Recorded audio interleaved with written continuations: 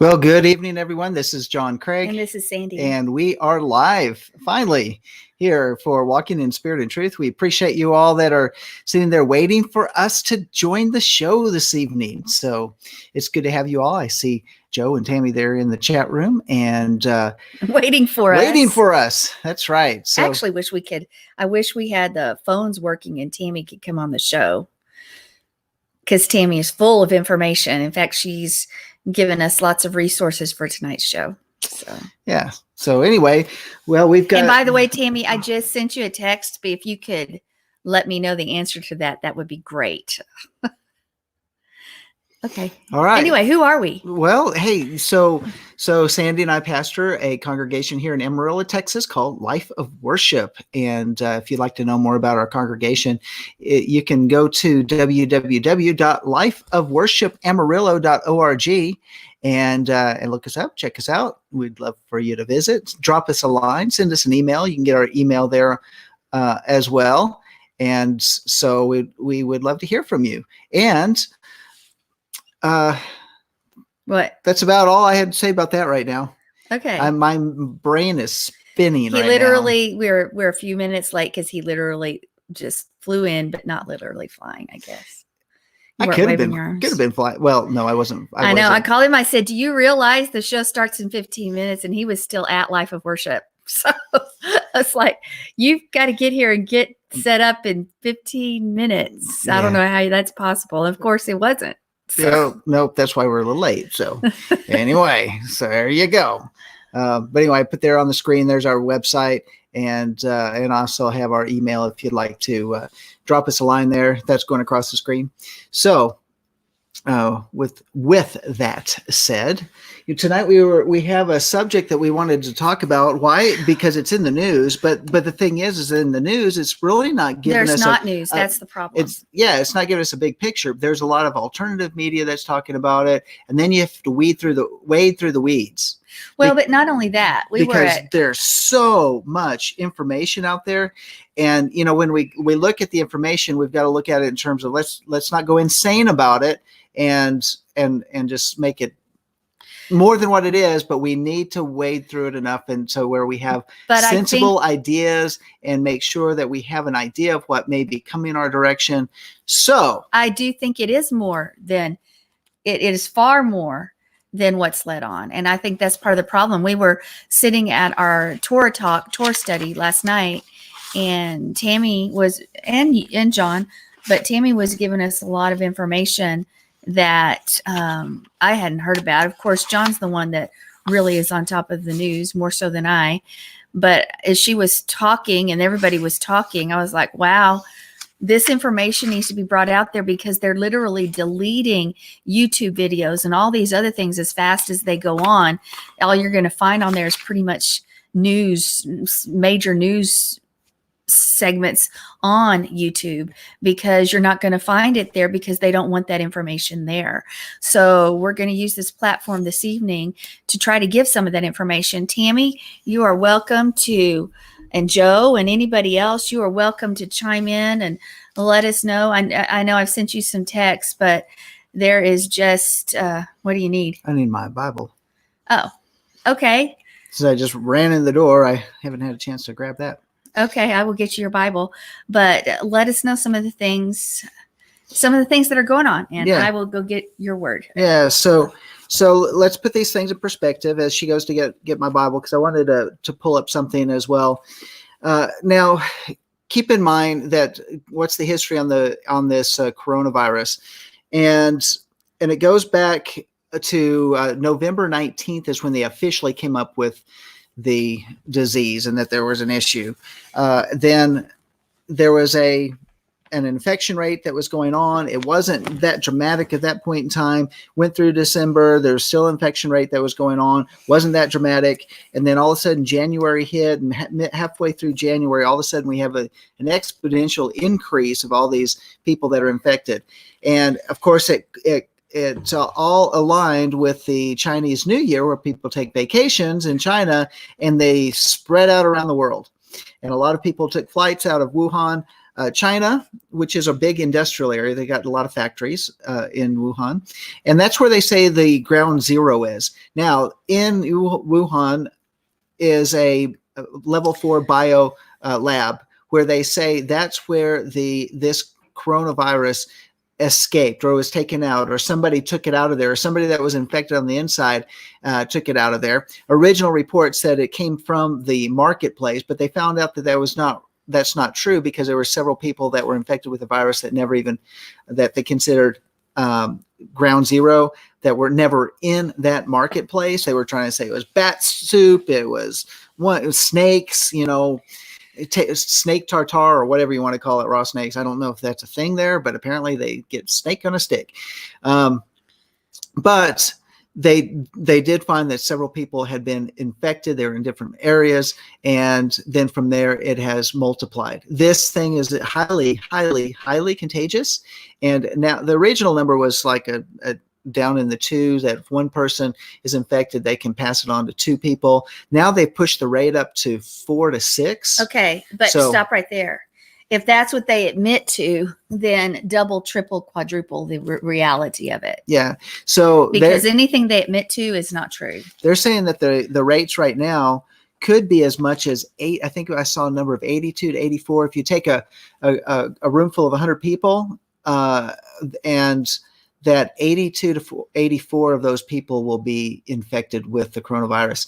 Now, this virus has various degrees in terms of the infection rate, and we can talk about that here in just a little bit. Not everybody's dying from it, but there are varying degrees of infection. I really want us to get to the specifics of what's happening, though.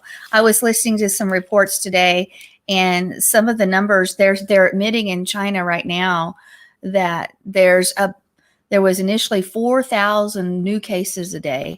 And today, or when this last report was hit, it was now up to 4,100 new people infected.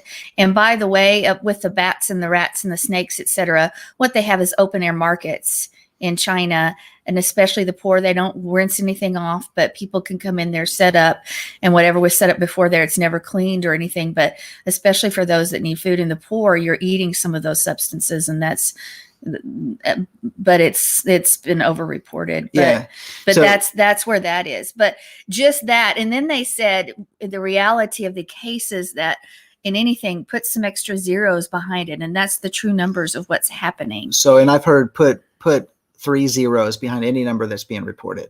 So, and then that's probably a more true number. So 3,000. So if they're saying 4,000 cases a day, or if they say that there's only 6,000 people that have died or something like that, which is in a country that has 1.5 billion people in it, which is China, and if only 6,000 people have died. Now, this is why we're questioning everything. And of course, if you're in the Hebrew roots community, we've been taught to question everything. That's probably why a lot of us are where we are today, because we question everything. We want to know the truth. We want to know the real thing. We like I said earlier, wade through the weeds and find out what's happening. But if you have this number, why, if there's only been 6,000 deaths so far, then and if it's really not that dangerous, or it's not that much of a risk, we've got all these questions about it. Then my question back is, then why have they shut down? I think it's probably in the 20s in terms of cities in China, completely shut them down. They've shut down Shanghai, they've shut down Beijing, and these cities in the multi-millions of people that live in these, as well as Wuhan and a number of other major cities in China. If this is the case, and it's then why have they done that? Why are they welding people into their apartment buildings and into their homes, and are not even allowing them to get out? And one of the latest reports that I had picked up is that now in Wuhan, they are not even allowing people to leave their apartments or their homes for, they were getting out once a week to go get food. Now they're not even allowing that. They have made martial law so strict that you cannot leave your home at all. And to go get food. What you have in your apartment for food, for water, that's what you have. And it may be as much as 2 weeks before they'll be allowed to get out. No one really knows for sure. And why are they having cannons of chlorine blasting the city? Because that's how dangerous it is, and that's what's been going on now. So this is a very serious thing, and we have a number of other things in terms of how it's passed on. And But I think it's serious here too. I mean, the news is very underreported in the United States. It's very, it's underreported here as well. And since Tammy said it online, I'm just going to address this real quickly. Tammy said, she told us last night that she had heard that Florida was about to be on quarantine. And I asked her what the source was on that. And she said there was an actual screenshot of a CDC official text. So that's not, I haven't verified that or anything, but these are some other things. These are rumors that are out there, but a lot of times they're squashed as quickly as they go out because they don't want people knowing this information. Here's some of the things. And why? Just talk about why real quick. And that is because they don't want people to panic. They don't want to. Because they want people to die, if you want to know the truth. Well, but they also know that this type of thing can completely shut down America, and they don't want the economy to crash. They don't want things to happen. I think it's far more nefarious than that. And of course, there is a globalist goal of reducing the world population to 500 million. But also because they consider us useless eaters anyway. So what does it matter? But here are some things out there that are being talked about, is that EMS and the police officers have been told, do not report, do not discuss this virus, what you see, what you know, what you do. There's also been mass trainings, especially on the East Coast, of things going on. And of course, I already told you about the Florida thing. If you have some others out there, you guys text them, let us know, or put it in chat. But these are just a few rumors. Again, the numbers I was listening to something, and they said, there was 12 states, but I saw something else where there's now 29 states that have officially had confirmed coronavirus cases within them. So, and here's another thing. The face of the coronavirus that they've chosen to put on the news is a lady that looks fine, that was told she had it and her husband didn't, from a cruise ship, from Diamond Cruises or something, because they don't want you to even see the effects of what it really looks like down in China when there's blood all over the street and things like that from what's happened, because they don't want that kind of face put on it. They want a face that, it's just not that big of a deal. And here's the deal.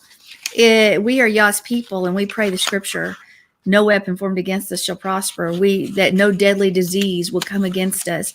We pray, but still we live in a society that's going to be affected. And it will affect every aspect of our society, already is, from vehicle maintenance to medical supplies to China makes most of the stuff at Walmart. What are you going to do when Walmart closes down, or the prices can't be those low prices anymore?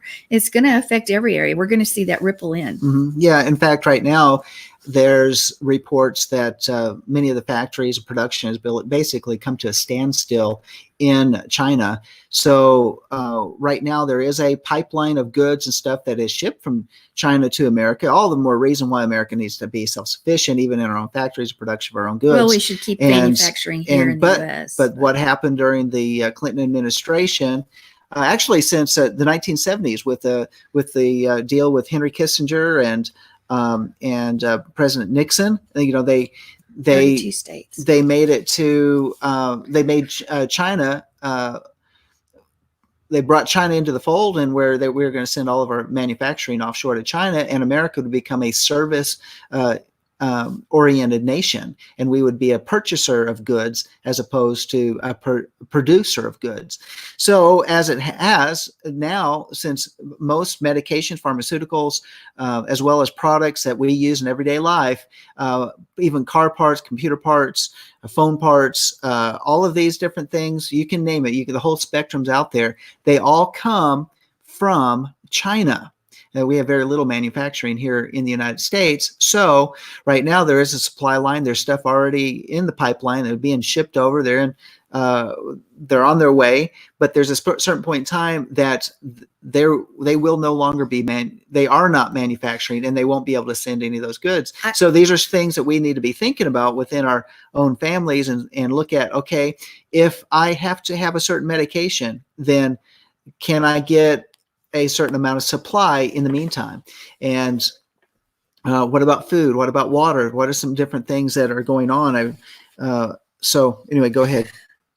Well, what I was going to say, they say that even because goods are not being manufactured, that shelves are empty. And even in phone stores and things, they're putting out, because shelves are empty, they're putting out like the iPhone 5 phone cases because there's not anything else available. So I find that very interesting that it's already, the lack of product is already happening. Now let's think about this. If manufacturing, if manufacturing is that far down, factories are closing or have closed, because if the population is on lockdown and the real numbers are so many dead, and then on top of that, they're using that this to round up people over 50, because over 50 you're considered retired and a useless eater.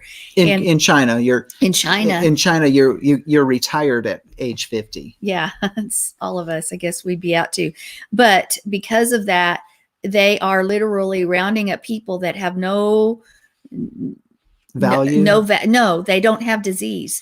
They're fine. They come knock on the door. In fact, there's thousands of videos out there to confirm this, but not on YouTube because they're going to delete them. But like this one gentleman, they knocked on his door. They said, "Well, we want to check you out." He says, "Man, I'm fine." He says, "Well, remember, he's in his own home." They said, "Well, we want to check you out and just make sure we need to do some tests." He said, "No." They basically broke down the door, took him, and he hasn't been heard from since. And this is happening over and over because they're using this as the excuse to get rid of people over 50. So their workforce, they don't have to pay retirement. They don't, or however that works over there, that they don't have the food, the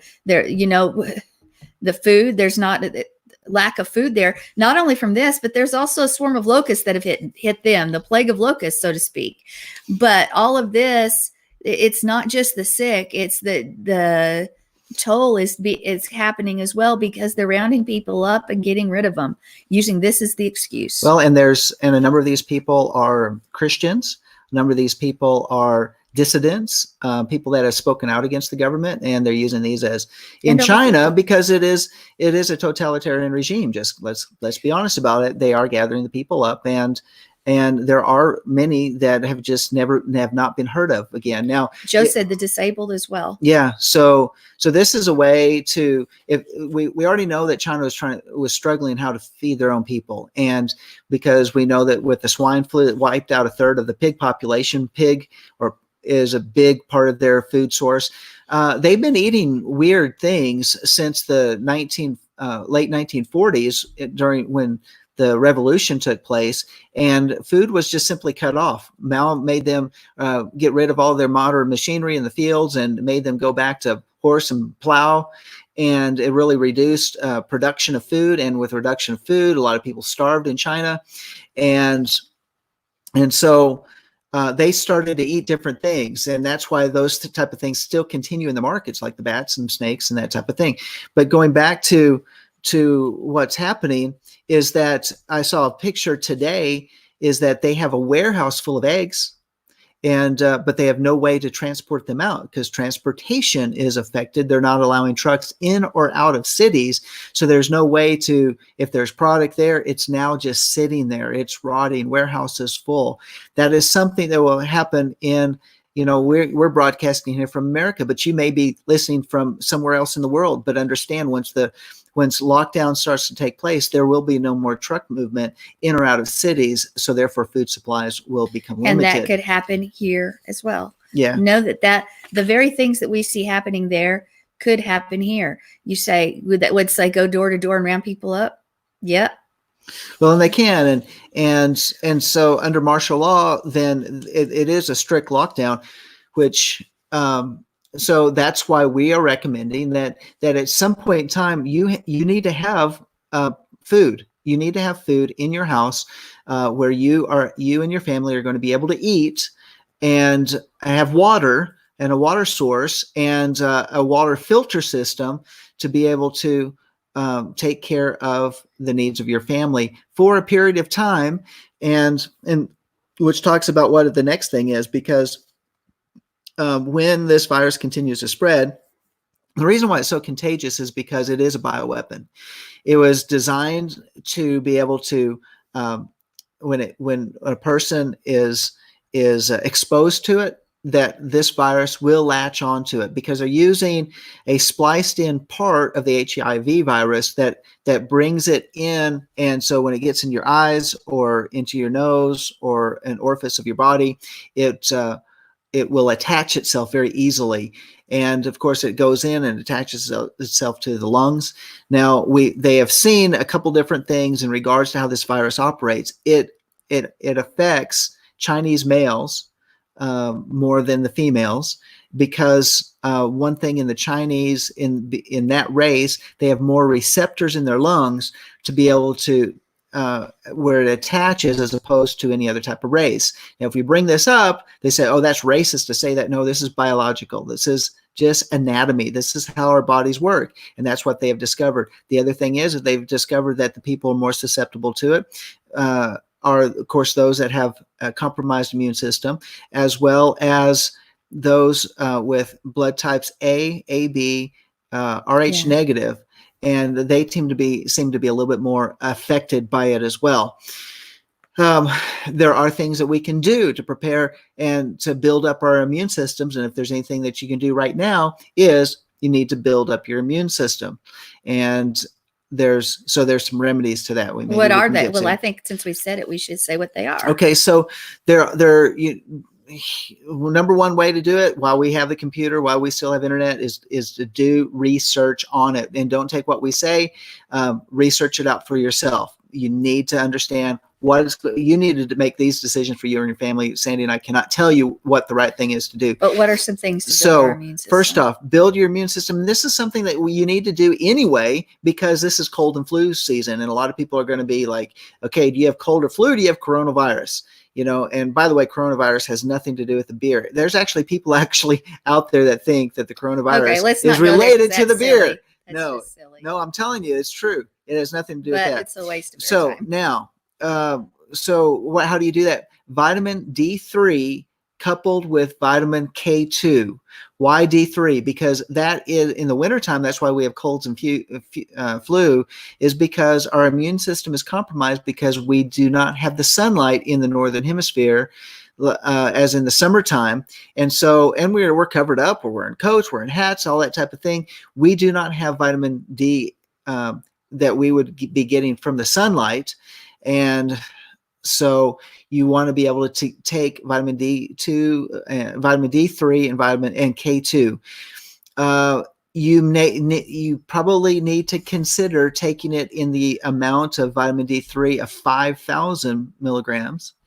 And if you have symptoms, even pushing it up to 10,000, even going to as much. And I heard one report saying 40,000 milligrams during the day. You say, wow, that's a lot. Well, you take it with a K2. K2 is very important because it helps synergize or synthesize the D3 in your body so that you can receive it better. Plus, if you just take D3 by itself, it has a tendency to calcify within your blood vessels. You don't want to do that. You want to make sure that the K2 actually helps it move through your blood system as well.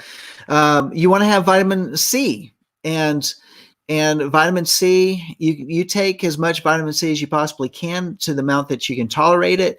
It's water soluble, so what you don't need just passes on through you. But why vitamin C? If you take too much, you may start getting some diarrhea. That's when you start to back off a little bit. But I've always been told that during cold and flu season, that to take up to as much as 3,000 to 5,000 milligrams of vitamin C a day. And you can take even more than that. It's not going to hurt you. like I said, it may give you a little bit of diarrhea. If you start getting too much in your system, you just back off a little bit. The other thing you want to do is that you want to have some other type of remedies like oil of oregano. Very important. It's structured silver. Structured silver. What is that? Or some say colloidal silver is fine, but structured silver is the new best silver. But colloidal silver is better than nothing. Structured silver will maintain its composition, especially the gel. You can put it on your hands, and for 2 hours, it'll have a nice protection. It'll repel anything bacterial. Put it in your nose, around your mouth, and it's going to repel anything. Bacterial and viral things can't enter. And then taking it internally every day as a maintenance measure is really good too. Yeah. So it's what's really good about it is that it does leave that layer of protection on your skin, which is a good thing, because one of the things is that because the coronavirus is an airborne deal, it can stay on surfaces from anywhere from 14 to they're finding even up to 28 days, I think. So it can be anywhere. Someone touches a doorknob and you touch the doorknob, and it could have been 3 weeks ago, and you could still get it on your skin. By having this protection on your skin, it's good. It'll help prevent its absorption. If you accidentally touch your eye or your nose, because during the cold season, I mean, how many people have postnasal drip and they're touching their nose all the time?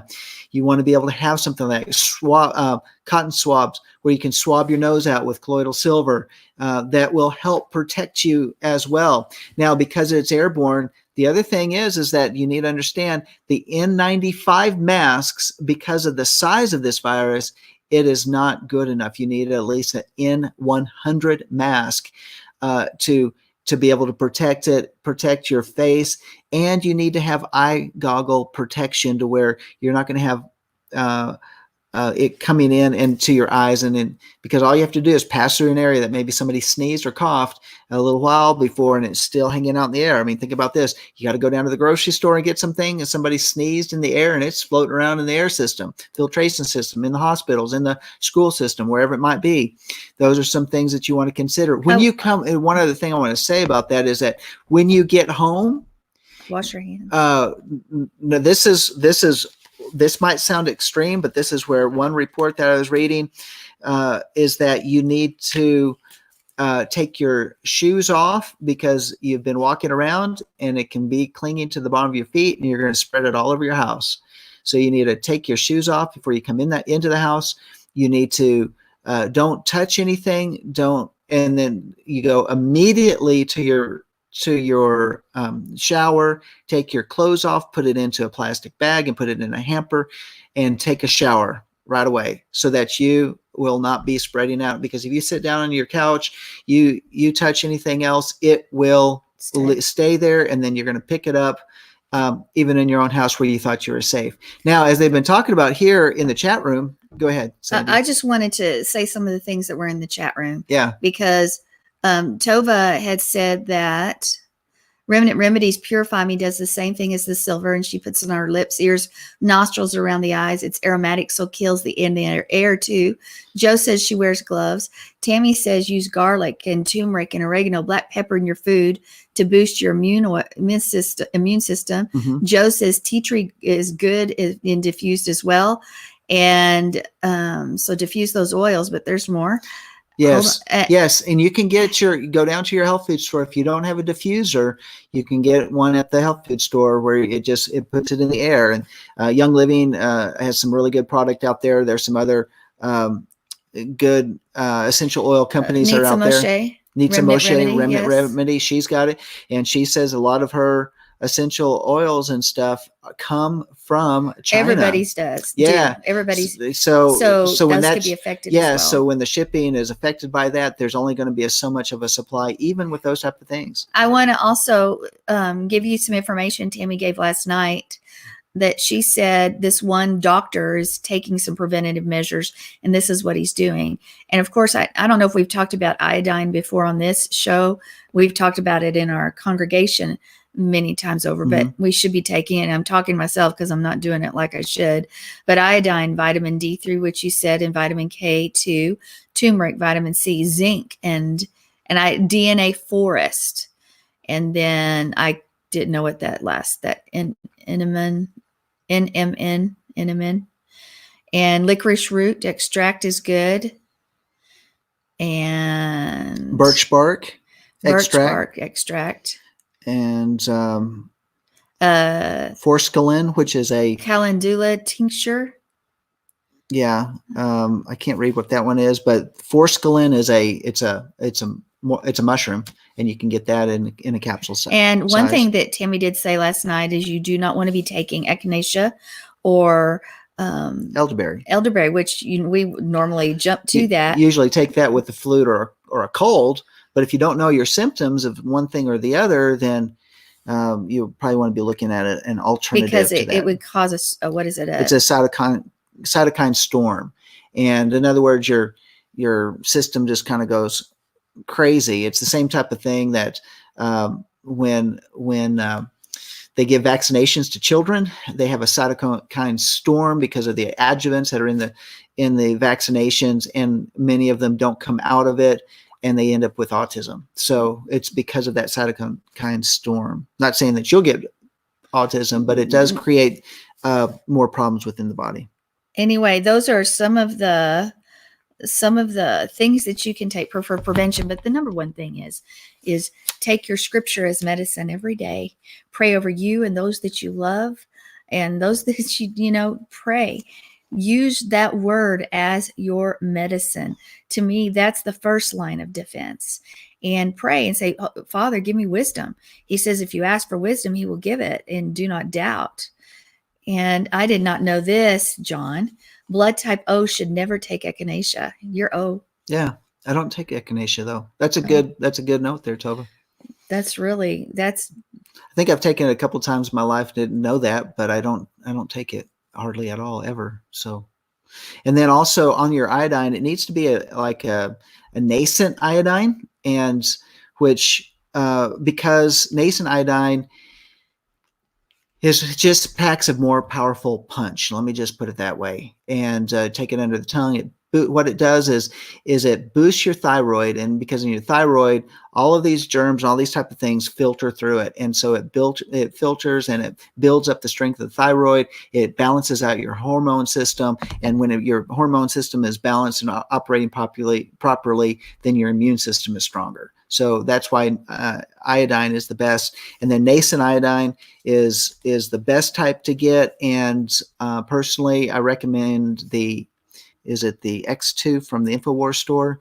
I think you can get it also at Amazon, but the X2 or the X3 that InfoWarsStore.com has is absolutely the best sourced stuff. And then also on the silver, Sandi talked about the structured silver, which is kind of a electrically charged silver, works really good. And there's also the silver that they have at the InfoWars store is also it's how do you say it's nano? The nanoparticle. Yeah. So they have, through the testing of the Army and Texas A&M, they have found that it actually kills the coronavirus. So there's a couple different other choices for you to research. Tova said you have to be careful with iodine because it can cause heart palpitations, and you don't want to overtake and then not be able to use if radiation event happens. I know that we've been told with that nascent iodine that we are so lacking in iodine in a population that it would take 2 years. You build up from 1 drop to few drops. Yeah. And it takes a period of time, but it'd take 2 years to make your thyroid work proproperly of just taking it every day. Yeah. So you take, and those, like we're talking a drop, and start off with a drop. Yeah. Under the tongue and swallow. Get a drink of water with it. Again, right away. We're gonna say we are not medical people. This is just our own experience. Yes. So do not use this. We're not medical people. We're talking about our experience with these sorts of things. And then we're also relaying information from others, which, saying that, I was listening to somebody from the CDC. I believe it was from the CDC, said, if not, he was still a high official.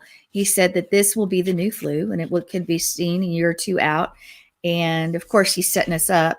And he said, pretty much, it's going to be hanging out, and everybody's going to get it. So, yeah. So, and by the way, this thing, it mutates.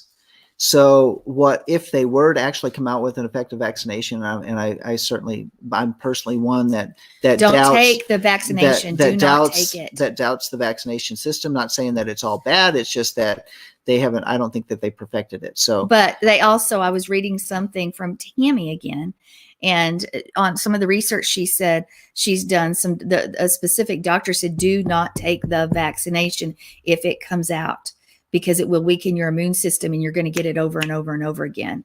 And so then the question comes, what if they come around and make it a mandatory vaccine? How do we act and react from that?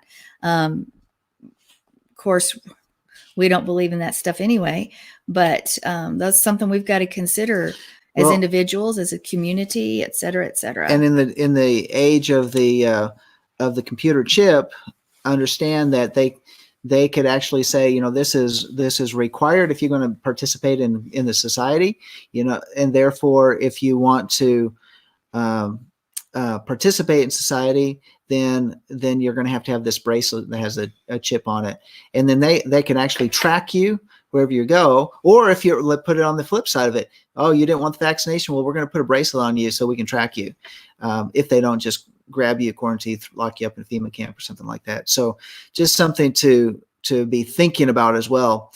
What I wanted to bring up earlier is that the question is this a biblical event? And coupled with all of the coupled with everything else, and everything else, is this the fourth seal being released that Revelation talks about? Let me read that for you. And this is over in Revelation chapter 6, verse 7 through 8. And when he broke the fourth seal, I heard the voice of the fourth living creature saying, "Come." And I looked, and behold, an ashen horse, or the green horse, and he who sat on it had the name Death, and Hades was following with him. And authority was given to him, or to them, over a fourth of the earth to kill with sword, and with famine, and with pestilence, and by the wild beasts of the earth. And so is this the fourth seal? And that is the question here. We don't know if it is the fourth seal. I think it's all the time. A lot of times what you see prophetically being fulfilled in our very eyes, we find that out through hindsight, looking back on it, and we say, yep, that was the fourth seal. So we don't know. But, is this something that's going on? I really believe that this is a time more than any other time that we are prepared spiritually, that we're prepared so that we're able to navigate through these waters, because I believe that the Father wants to protect his people. As we were talking yesterday, I was just saying things off the top of my head. And I said, the army from the east, and we've always thought it would be China that would come to make war, and as an army from the east or whatever. Maybe, what if, because we know that this is being spread everywhere, and we know that officials from China have said that the only way to get the U.S. is via a biological weapon. What if this is part of the army from the east that goes and is spread throughout the world? I don't know. It was sort of a midrash thing, just sort of talking off the top of your head. Makes for an interesting conversation there. It was just a thought. Mm-hmm. Think about it, because it's coming from, anyway. So here's some other thoughts in regards to when quarantine takes place, and that when quarantine takes place, it means trucks no longer in and out. So what's happening in China? Of course, we know that the news is being squashed there, but there are people that are still getting information out in some of these hot areas in China, letting us know what's going on, as well as people that are in Taiwan. Taiwan has a lot of connection with China, and they're getting information, they're passing it on. And while we're talking about that, another place to be looking at as to how things are going to act or react here in the United States is by what's happening in Hawaii, because they had a Japanese couple that showed up. They flew in and they stayed at a particular resort, and he had symptoms. He had coronavirus. They have come in and said, yeah, he had coronavirus and he was also displaying symptoms when he arrived and when he left. So that means he passed through the airport in Honolulu. And how many people pass through that airport, in and out, all the tourism, everything like that in Hawaii. So watch what happens in Hawaii, because it is an island. And if we can see what's happening there, we can pretty much understand what will happen here in the United States. And so that is a hot spot that is possibly developing, considering that this one person could have been patient one in Honolulu. I like what Tova said, though, and what you're getting ready for your next statement. She said, you need to remember that what you focus on, you empower. Remember the thoughts and the words of your mouth. There's a lot of focus on the coronavirus, so naturally it's growing. Yeah. The other thing is that because it was developed as a bioweapon, and this is another theory that's out there, it's going around, is that it seems that China is one of the nations that is using the 5G and 5G technology. And of course, 5G technology we know is bad for the cells. It's bad for the DNA. It actually sends such powerful microbursts in through the airwaves that it actually beats your cells, your DNA, and beats them to the point that they start to break down. And that is possibly, when coupled with the 5G, that this virus is certainly having the effects on the population there in China. Now, the ugly part of the quarantine issue means that no one is in, no one's out. It means that there's no trucks for deliveries. And according to the analysis of the United States transportation networks performed by the American Trucking Association, here's what no trucks turn into. This is why trucking is so important. Hug a trucker. Hug a trucker. There's so much commerce that goes on. Joe, go hug a trucker. Yeah, that's right. Joe, you're allowed. So, in fact, in America, we understand that so much of our vegetation, but our vegetables, and mainly vegetables, come from California, and that's where they call the 3,000-mile salad, because they harvest it in California and they truck it over to the East Coast. But this is what happens when the trucks stop and America stops.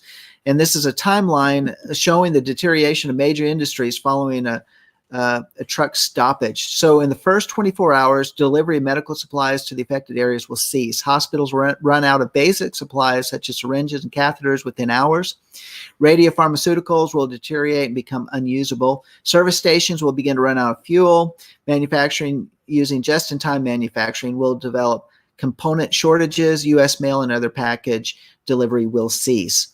So if you order your stuff from Amazon or from other mail order places, you want to make sure your mail order is done early and not wait until the last minute. Within 1 day, food shortages will begin to develop. Automobile fuel availability and delivery will dwindle, leading to skyrocketing prices, long lines at the gas pumps. Without manufacturing components and trucks for product delivery, assembly lines will shut down, putting thousands out of work. Within 2 days to 3 days, food shortages will escalate, especially in the face of hoarding and consumer panic. Supplies of essentials such as bottled water, powdered milk, and canned meat at major retailers will disappear. ATMs will run out of cash, and banks will be unable to process transactions. Service stations will completely run out of fuel for autos and trucks.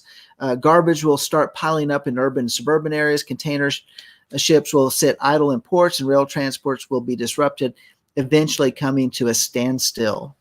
Within a week, automobile travel will cease due to the lack of fuel. Without autos and buses, many people will not be able to get to work, shop for groceries, or access medical care. Hospitals will begin to exhaust oxygen supplies. Within 2 weeks, the nation's clean water supply will begin to run dry.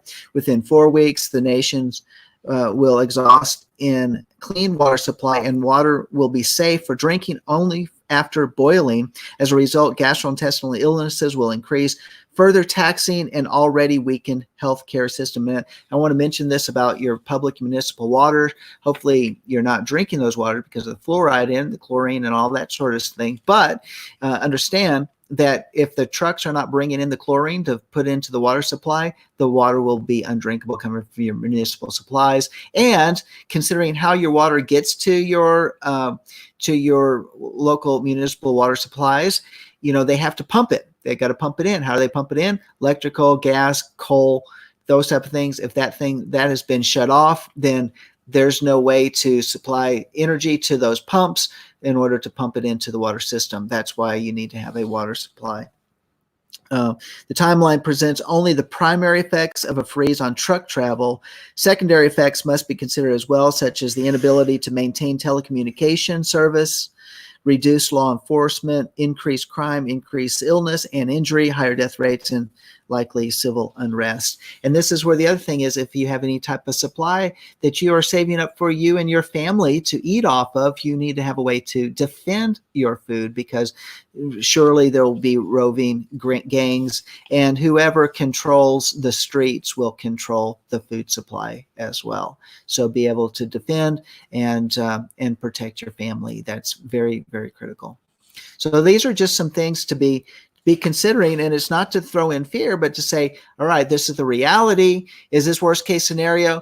We've had so many. Here's the thing: they've had panics over Ebola, over Zika virus, over these different things over the years, and the media, the massive mainstream media, made a big deal of it, but they were nothing. This time, the mainstream media is not talking about it, and they are shutting down entire cities in China.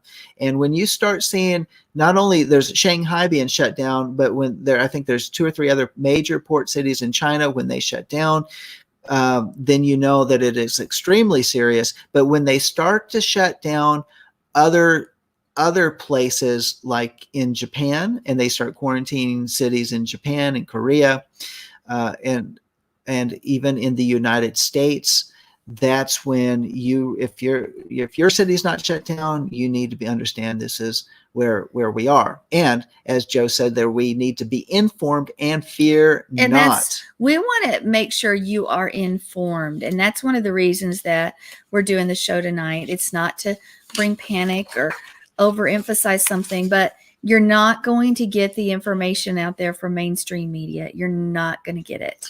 You're going to have to listen to alternative news sources, and they're shutting those down as quickly as they come up. Even this show right now, because we broadcast on Facebook and on YouTube, may be shut down. So share it fast and get the word out. Save it. Something. Yeah, download it so you can share it with others, because it may be shut down, and they may delete this show. We want to make sure that we do get this word out. So, Tammy, is there something? Text real quick if there's something else we need to. I mean, there's lots we need to hit. And yeah, Tammy just brought up a good point there in the chat room, and it has to do with, who do we trust in? Because we can do all the preps that we possibly can, and it may be something that we have to walk away from and abandon and move on down the road, get out of the cities, go to a place. Maybe you've got a bug out place. I don't know, something like that. But we also need to understand who we serve, and we serve a God that, and I've talked about this for years, and this has to do with how you may be able. He's getting my phone. Sorry, yeah, we dropped this. Is that even if the municipal water system shut down, who knows? You could probably turn on your faucet, because Yah has a way. If he can make water come out of the rock, he can make water come out of your faucet and give you a supernatural water supply in your own home. Who knows? Right. But if he supplied manna for the children of Israel in the wilderness for 40 years, he can take whatever supplies that you have in your cupboard and in your refrigerator, and whatever you have. Your refrigerator may not work because there may not be electricity, but take what you have and multiply it. So just understand, so we don't walk in fear. We also know that Elijah was fed by a raven for a period of time when he had exiled himself to outside the cities. So the Father has ways and means that he can take care of us. And as well, think about this. This is a time, and I've been saying this a lot, where we need to couple the book of Acts with the Torah. And we know that there was supernatural supply, supernatural deliverance, supernatural health for the children of Israel, where even their sandals did not wear out. That we must also live in a time and understand that there's a reason why we have the book of Acts. There's a reason why there was a second chapter of Acts where there's an outpouring of the Holy Spirit. That there were a time that these people were they were given wisdom by God for 14 years prior to a famine to begin preparing and saving up so that the people of Yah would have food in Jerusalem and in other areas when a famine came into the land. That there's a reason why Noah was told to prepare, to stock up, to build an ark. There's a reason why these things take place, and because we serve a good God. And he speaks to us and he prepares us and he gives us wisdom to walk through it, not to panic, but to prepare. There's a reason why in the book of Acts that there are even supernatural manifestations of the Spirit of the living God in people's lives, where people are supernaturally healed, people are supernaturally transported, so people are supernaturally translated, from one place to another, where people are supernaturally delivered by the finger of God. Why did these things take place? It is to give us hope. It is to give us a reason to understand, to press in, that we serve a God that is a living God, that was resurrected, not just died, but resurrected. He even overcame death. If he overcame death, then is there anything too difficult for him? That's why we couple these things. We look at it. We look at the midrashes of Paul, of Shaul, and that he's discussing these things within his epistles and these letters. Why? Because he's showing us how to navigate and take these scriptures and show that there are supernatural components that we are not to overlook, but we are to live and be a people that are anointed and empowered by him to walk these things out.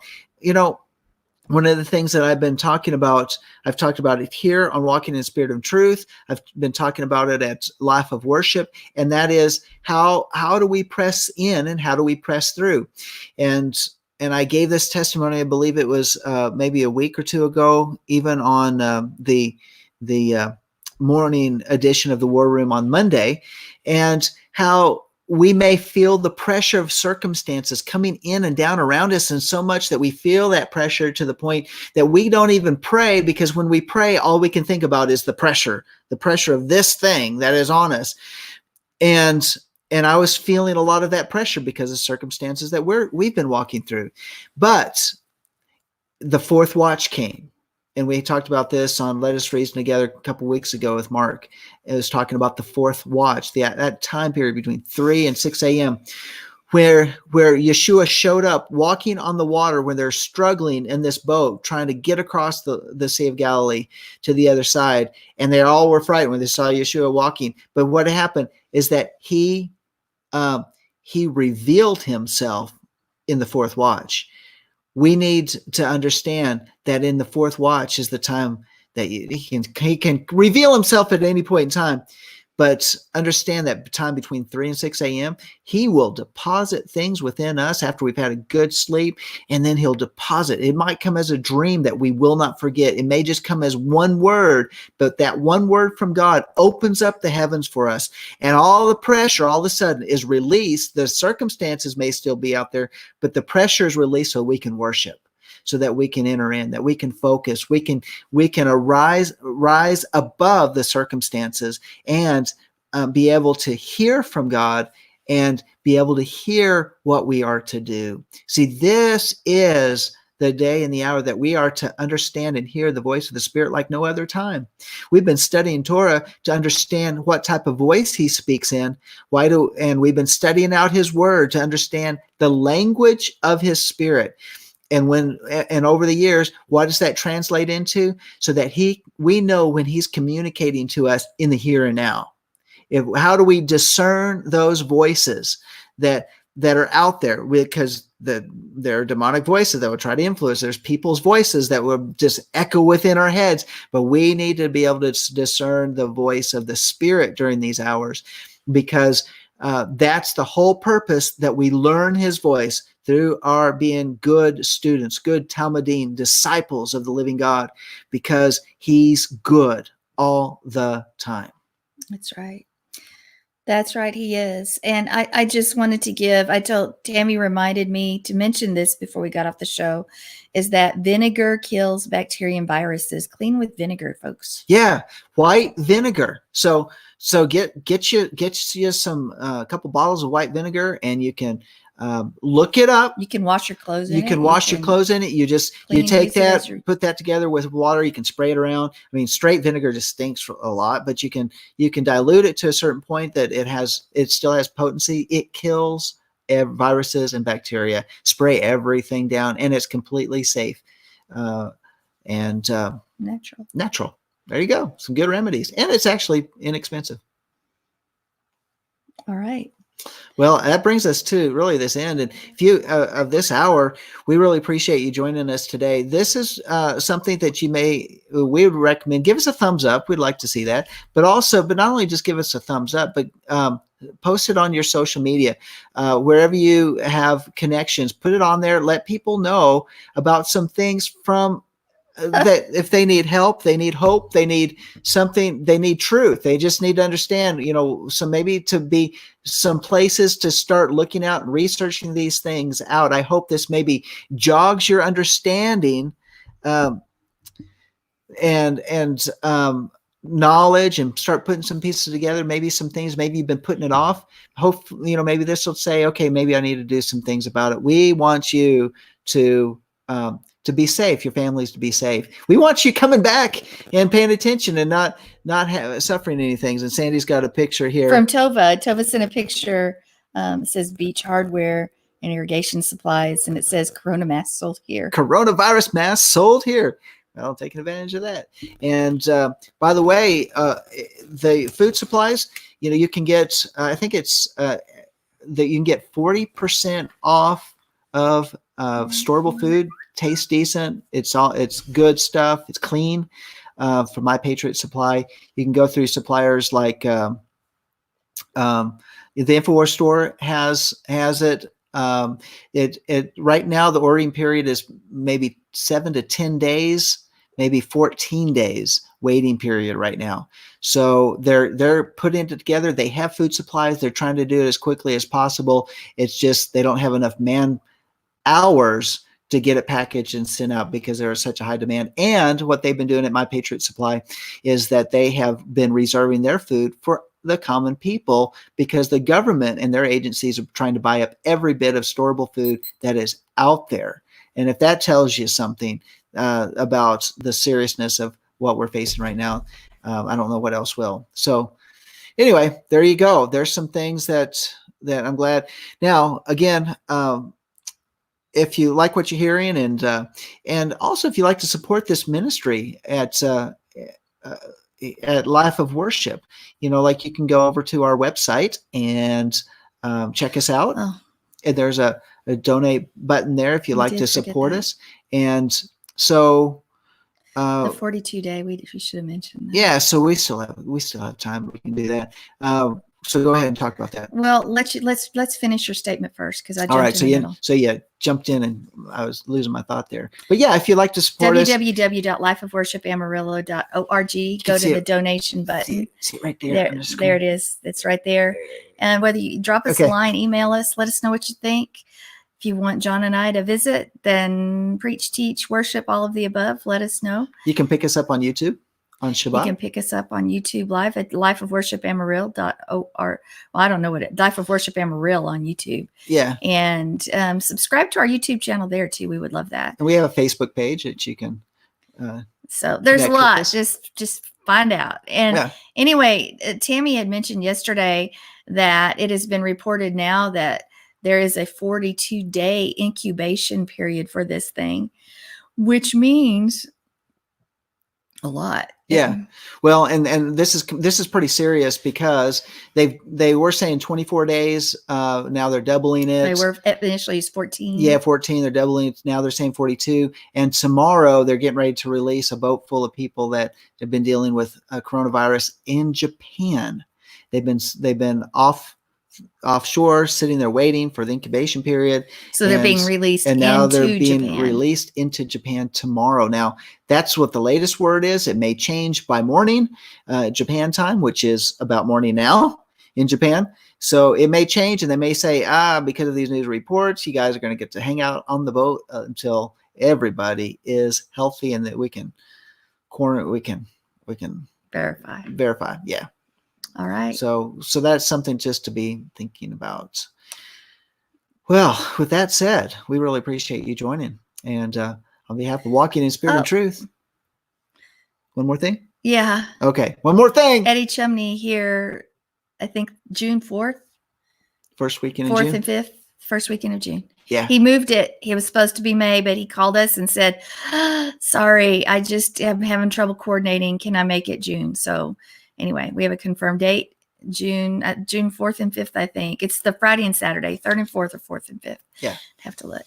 Anyway, so now we can say it. Now we can say it. So on behalf of Walking in Spirit and Truth, this is John Craig. And this is Sandi. And until next time, Shalom.